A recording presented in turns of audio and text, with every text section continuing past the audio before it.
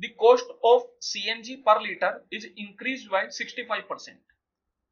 CNG की जो cost है वो 65% बढ़ जाती है। By what percent must Manish reduce his consumption of CNG so as not to increase his expenditure? तो कितना कंजम्पशन को कम किया जाए सो दैट कि एक्सपेंडिचर में कोई फर्क ना पड़े। तो देखिए एक्सपेंडिचर इक्वल टू होता है प्राइस इनटू कंजम्पशन, मतलब जितना लीटर वो कंज्यूम करता है और कितने रुपए पर लीटर पे कंज्यूम करता है, उन दोनों का अगर आप मल्टीप्लाई करोगे तो बनता है एक्सपेंडिचर। मतलब क्या हो गया कि जैसे 1 लीटर सीएनजी अगर 80 रुपए का है, 80 रुपए प्रति लीटर, तो एक्सपेंडिचर कितना हो जाएगा? अगर 5 लीटर कंज्यूम करते हैं तो 80 इंटू 5 400, दैट मीन्स कि 400 रुपए दिन के खर्च होते हैं। अगर 10 लीटर कंज्यूम करते हैं तो कितना? 80 इंटू 10 800, दैट मीन्स कि 800 रुपए दिन के खर्च होते हैं। तो ये बन गया अपना एक्सपेंडिचर।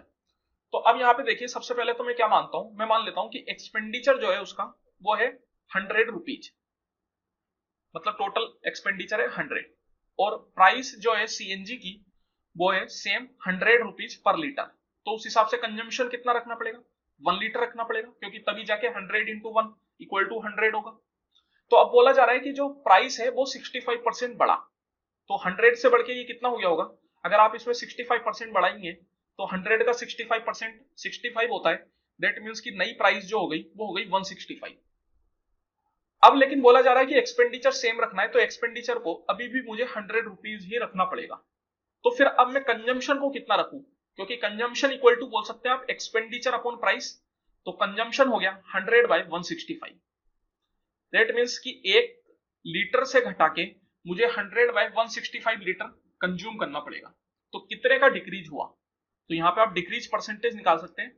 डिक्रीज कितना हुआ? 1 माइनस 100 बाय 165, और कितने पे? 1 पे, मल्टीप्लाई बाय 100%। तो ये हो गया 165 माइनस 100 दैट इज 65। तो 65 बाय 100, सॉरी 65 बाय 165 इंटू 100%। इसको सोल्व कर लेते हैं अपन। तो देखिए यहाँ पे अपन को अप्रोक्स आंसर निकालना है। ऑप्शंस जो है वो अच्छे खासे दूर है, तो कोई दिक्कत वाली बात नहीं है। अप्रोक्स आंसर निकाल के अपन छोड़ देंगे।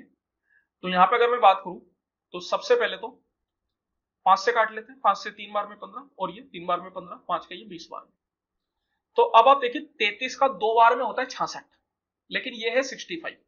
तो मैं बोल सकता हूं कि अप्रोक्स आंसर निकालना है तो मैं इसको 2 बार बोल सकता हूं, क्योंकि ये 2 से बहुत छोटा ही कम होगा, 1.9 समथिंग होगा। तो इसको आप 2 बोल सकते हो, और 2 इंटू 20 इक्वल टू 40। तो जो कंजम्पशन है वो 40% डिक्रीज हुआ। 40% के हिसाब से अगर आप ऑप्शन देखेंगे तो ऑप्शन कौन सा होगा आपका? 39.39%, क्योंकि 40 से थोड़ा कम ही रहेगा, बिकॉज इसको अपन ने 2 लिया था, लेकिन ये 2 से थोड़ा कम है। तो उस हिसाब से आप 20 से मल्टीप्लाई करेंगे तो ओवरऑल वैल्यू आपकी 40 से थोड़ी कम आएगी। उसके हिसाब से आप ऑप्शन नंबर 1 लगा सकते हैं।